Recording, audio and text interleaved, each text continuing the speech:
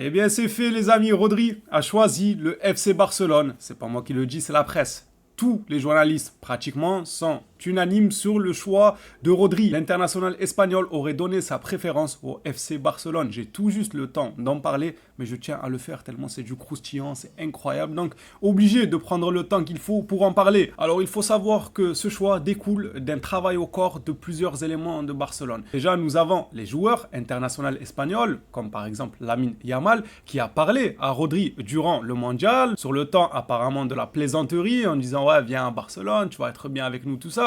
Par la suite, un autre élément n'est nul autre que le coach du FC Barcelone, Hansi Flick, qui a personnellement contacté Rodri pour lui expliquer le projet d'avenir du FC Barcelone. Rodri a été satisfait de ce qu'on lui a apporté. Je vous ai dit, du côté de Madrid, ils n'ont pas été très sérieux dans ce dossier. Rodri a dû le ressentir.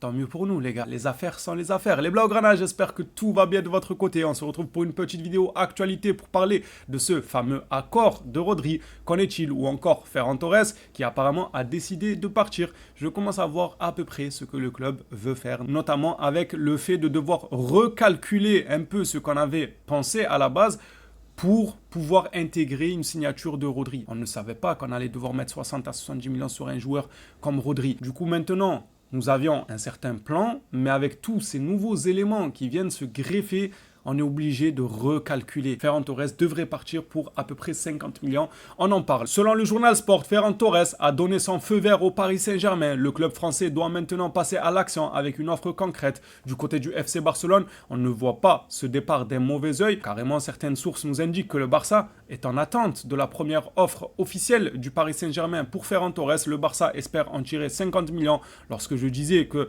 je vois où le Barça veut en venir, moi je pense tout simplement qu'ils vont gratter les 50 millions avec Ferran Torres. De 1, il n'était pas à la hauteur d'un titulaire indiscutable. De 2, il n'acceptait pas forcément son rôle, soi-disant de backup. Il veut plus de trucs. J'ai hâte de voir au Paris Saint-Germain, du coup, est-ce qu'il aura sa place de titulaire indiscutable et il ne sera jamais en backup. Enfin bref, ça c'est eux qui géreront comme bon leur semble.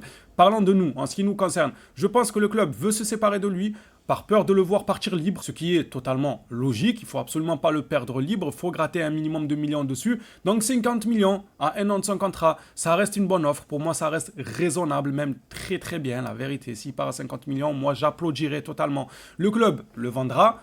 Ils iront sur Alvarez avec une nouvelle offre et Rodri avec une offre allant de 50 à 70 millions. On n'a pas encore le montant fixe. En gros, ils ont besoin de renflouer encore un petit peu les caisses pour pouvoir assumer le coût total de l'opération Rodri et Julián Alvarez. Alors oui, vous allez me dire, oui, mais même si on prend Julián Alvarez, on n'aura pas de remplaçant. Qui sera le backup de Julián Alvarez? Adeyemi et Gordon. Oui, c'est du tout fait. Le club va vers cette direction-là. En tout cas, c'est ce que j'ai l'impression de comprendre. Maintenant, je peux me tromper, je n'ai pas la science infuse. Moi, je vois bien Ferran Torres partir pour 50 millions pour renflouer les caisses. Julián Alvarez, on va faire une seconde offre pour lui à la hausse par rapport à la précédente, logique. Et en tant que backup, on aura les Adeyemi et Gordon. C'est comme ça que je vois la chose. Je peux me tromper. Dites-moi vous aussi, de votre côté, est-ce que la théorie, elle vous plaît ou c'est totalement catastrophique? Moi, elle me plaît personnellement. Surtout si on rajoute un défenseur central en plus là. Ah, c'est plus que plaisant. Je vous mens pas. Hein. Adeyemi et Gordon pour compléter, un peu combler quand il y a besoin, mais que c'est Julián le titulaire indiscutable tout. Moi, je trouve que c'est cohérent. En attendant de prendre un vrai backup au poste de numéro 9. Rodri a choisi le FC Barcelone. C'est l'information de la journée. Hier encore, on parlait d'une probable clim. Aujourd'hui, les médias nous rapportent qu'il a fait son choix et ça change tout. Le Barça s'apprête à recruter l'international espagnol. J'ai hâte que ça s'officialise, mais je serai le plus heureux lorsque je verrai l'officialisation, non seulement parce qu'il a tourné le dos à Madrid, mais en plus parce que c'est un gros poisson. C'est un joueur de calibre, les gars, c'est un ballon d'or. On parle d'un ballon d'or, d'un champion du monde, d'un joueur qui a tout connu, tous les trophées avec Manchester City. Que voulez-vous de plus? Un joueur accompli. Il va venir partager cette expérience qu'il a obtenue avec ce jeune collectif du FC Barcelone. J'ai hâte que l'officialisation tombe. Comme indiqué durant l'intro, Rodri a été approché par les agents secrets du FC Barcelone qui jouent pour la même sélection que lui. Les Yamal, Pedri et j'en passe, il y en a trop. Olmo, Eric Garcia, toute la Roja, toute l'Espagne et Blaugrana de toute façon. Des joueurs comme Lamine Yamal ont déjà dit discuté sur le temps de la plaisanterie avec Rodri pour une signature potentielle au FC Barcelone. Ils lui ont notamment parlé de l'ambiance, des bonnes sensations avec Hansi Flick et la manière dont il pourrait s'intégrer. Ce collectif lui irait comme un gant, c'est le cas de le dire. On ne va pas se voiler la face en disant oui, mais est-ce qu'il ira à la manière de jouer de Barcelone? Oui, ça lui ira comme un gant, que ce soit sur le plan sportif, collectif, tout ce que vous voulez. Rodri irait très bien à ce FC Barcelone et je me demande même, est-ce que ce n'était pas la pièce manquante à ce Barça? Est-ce que c'est ça qui fait qu'on n'arrivait jamais à dépasser ce fameux dernier carré-là de la Ligue des Champions pour aller en finale et festoyer une Ligue des Champions de nouveau depuis plus d'une décennie? Pour moi, c'est ce genre de clé qui manquait au Barça, un joueur de caractère qui peut couvrir les espaces. Parce que, non, De Jong, c'est bien De Jong, mais je vous ai dit, moi, je commence à accumuler. Et là, ça sert à rien de nous dire, oui, mais on va mettre 70 millions sur Rodri, alors que De Jong, quand il va revenir, on fait comment? Je m'en fous de comment on fera quand De Jong il va revenir. Ils vont se débrouiller. C'est des grands, c'est des adultes majeurs vaccinés. S'ils veulent vendre De Jong, qu'ils le vendent. S'ils veulent le garder, qu'ils le gardent. S'ils veulent le mettre en buteur, en faux neuf, en ailier ou même en supporter, ils l'envoient dans les tribunes avec un drapeau, ils supportent le club. Ils en feront ce que bon leur semble. Ce qui compte pour moi, c'est à l'instant T. Quel est ton collectif? Quel est l'avenir de ce club? Qu'est-ce que tu peux faire? Ça, je vous le répète tout le temps quand vous me parlez des jeunes joueurs. À l'instant T, il faut gagner. Je m'en fous de ce qui va se passer dans 6 ou 8 mois ou 1 an ou 2 ans. On ne sait même pas si De Jong va revenir de sa blessure. Pareil pour Bernal. Certains commencent déjà à dire ah mais ça va freiner la progression. Ça freinera la progression de personne. Bernal, il est encore tout jeune. Rodri, il a le temps de venir faire quelques saisons à Barcelone, partir, que Bernal sera encore un jeune joueur de football qui a encore plus d'une décennie de football devant lui. Donc non, il va au contraire être son mentor, il va l'aider. La venue de Rodri ne peut que l'aider. Ne pensez pas le contraire. Et même si vous pensez le contraire et que ça venait à le freiner ou je ne sais quoi, on s'en fout. Si on doit freiner des joueurs pour gagner des trophées, on va aller gagner les trophées. On n'est pas là pour dire ne freinez pas les joueurs, laissez-les avancer sur l'autoroute, mais on ne gagne pas de trophées. Ouais, mais ils avancent les jeunes. Là, tu vois, il avait 16 ans, là maintenant il a 18 ans. Ok, tu as gagné la Ligue des Champions depuis? Non. Ah, mais peut-être à 23, 24 ans, il va devenir solide. Mais qui te dit ça? Qui te l'affirme qu'il va devenir solide? Alors que là, Rodri, on le sait qu'il est solide à l'heure actuelle. Ballon d'or, champion du monde, on le sait ce qu'il vaut avec Manchester City. Viens nous aider à gagner cette fameuse Ligue des Champions. Basta. Moi, je m'en manque après de l'autre, il revient de blessure. Comment on va faire avec un tel?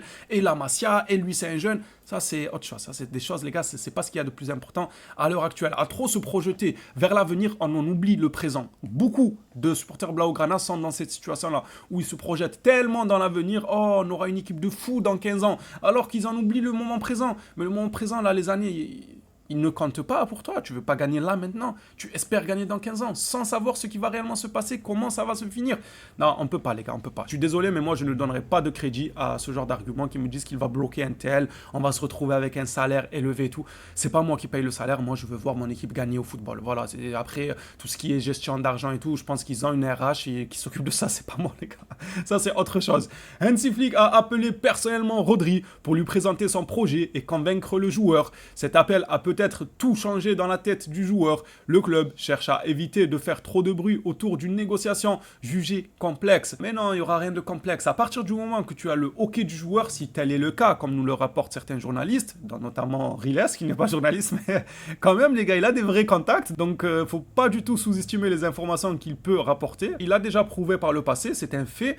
Maintenant, comme je disais, si le joueur a donné son accord, tranquille, City savent, ils vont lui donner un bon de sortie. Ça m'étonnerait qu'ils sont dans l'optique de le bloquer. Le mec, ça y est, il a passé de bonnes années, il a tout gagné avec eux. Ils vont vouloir lui faciliter. Bah, je dis pas non plus qu'ils vont le lâcher à 20 millions. Non, on va pas déconner non plus, mais ils vont pas se montrer très durs en négociation parce qu'ils savent que le joueur a envie de retourner du côté de l'Espagne. Pour clôturer cette vidéo actualité, on termine par une déclaration de Matt Moretto qui nous dit que le Barça dispose de toutes les informations nécessaires concernant le coût de l'opération de Rodri. La blessure de Frenkie de Jong a influencé la décision du club de se tourner vers le recrutement d'un nouveau milieu de terrain. C'est triste à dire, mais le malheur des uns fait le bonheur des autres. Depuis la nuit des temps, ce dicton existe et aujourd'hui on le voit encore. C'est malheureux pour Frenkie de Jong, mais c'est heureusement pour nous. Moi, à choisir, de toute façon, vous me dites, est-ce qu'on garde De Jong en forme, pas blessé, ou Rodri? Les gars, le choix, il est vite fait. Il n'y a pas de, ouais, mais regarde, l'autre, c'est un blanc, il a les cheveux beaux, quand il se coiffe, t'as vu, quand il met de l'eau, il n'y a pas ça. Il n'y a pas. Footballistiquement parlant, c'est autre chose, les gars. Ne me parlez pas de Flo, c'est un Hollandais, Cruyff, Van Persie, non, ça, c'est autre chose. Ne mélangeons pas tout.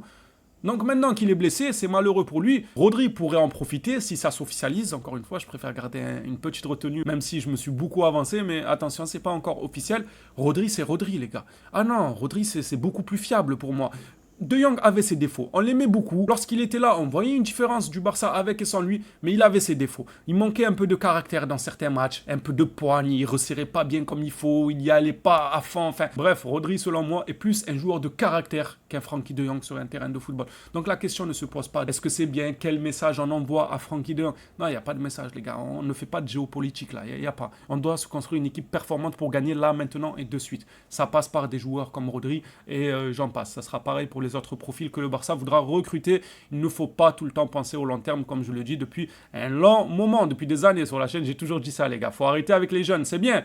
Se projeter, avoir quelques pépites à gauche à droite, miser sur la jeunesse, c'est ok, mais pas quand c'est trop. On avait un collectif, ils avaient tous 20 ans, les gars. C'est bien, quand ils vont grandir, on va gagner. On n'en sait rien. Donc il faut mettre des éléments clés, des éléments qui ont la culture de la gagne. C'est très important selon moi. Les Blaugrana, ceci dit, c'est terminé pour cette vidéo actualité. À vos claviers maintenant, dites-moi ce que vous en pensez. Le choix de Rodri vous fait-il plaisir ou pas? Hâte de vous lire dans l'espace commentaire. On s'attrape à la prochaine sur le Barça. D'ici là, prenez soin de vous les phénomènes.